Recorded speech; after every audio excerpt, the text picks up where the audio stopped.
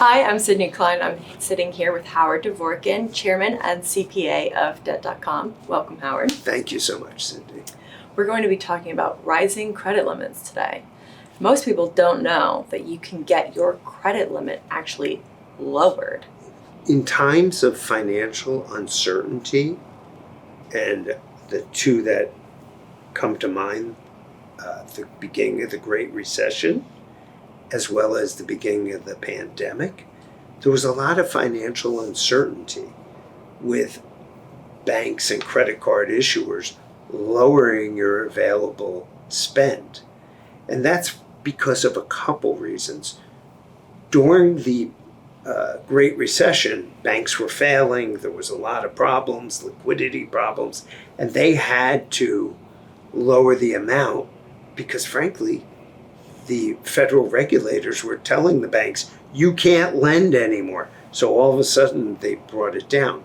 And during the pandemic, people weren't working. So it was a challenge, and banks were sitting there saying, well, I know people need the limits, but we may never get paid back. So we're going to lower the available limits on a lot of people. The reason they do that, Sydney, is simple.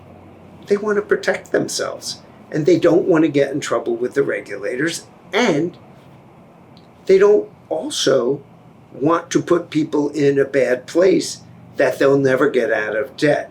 And by the way, that's a way distant third reason for lowering it. However, lowering your balances is problematic, or your available balances.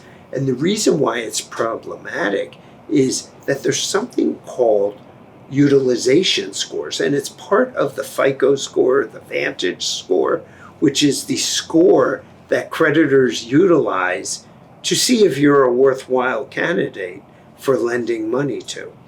The problem you have is if you had a $20,000 available limit and you had $10,000 on a credit card, that's a 50% utilization score. However, if they bring it down to $10,000, all of a sudden your utilization on that particular card is 100%. And that's going to reduce your credit score significantly and impact you. So it's kind of weird. When you most need help, when you most need assistance, when you most need a bank, they're not there for you.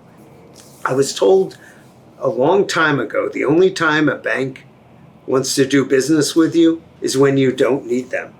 And this certainly shows the reality that they're going to protect their interests first and not really care what the consumer's interests are. The other thing is they may reduce the available limits or even cancel cards because of certain professions, which is interesting.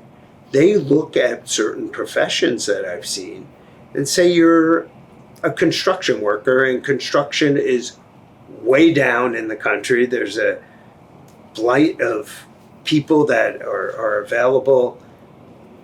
They may terminate the card, your charging ability completely, or again, lower the risk. But be prepared that during the times of financial crisis in this country, don't be surprised if some of these credit card grantors reduce your available balance.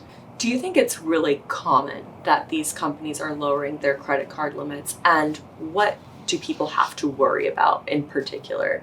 Some of the credit card grantors pull your credit once a year. American Express is known to do this to see if you may be perfect on paying them back, but you may be defaulting with your other creditors. And if they see that you're defaulting with your other creditors, their attitude is, well, we're next on the list. We're just going to shut the guard down. Credit grantors are not your friend. They're there to lend you money at the highest possible interest rate they can and collect it over time. And the best customer for a credit card company is not the person that pays it back. It's certainly not me, because they don't make a lot of money on me. They make money with the fees when I use the credit card, but I pay my bills. I pay my credit card bills every month when they come in full. The best customer is somebody who carries a balance and misses one or two payments where they could charge penalty interest to, and they could charge late fees and over limit fees. That's the credit card issuer's dream client.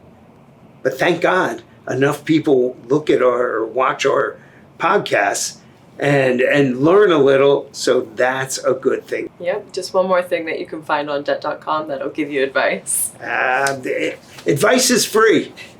Always free. Always free, and it's good stuff. All right, and that is it for this week. Thank you, Howard. Thank you so much. And again, if you're looking for additional free advice, please visit our website and check it out. We have surveys, we have white papers, we have all the information that you need.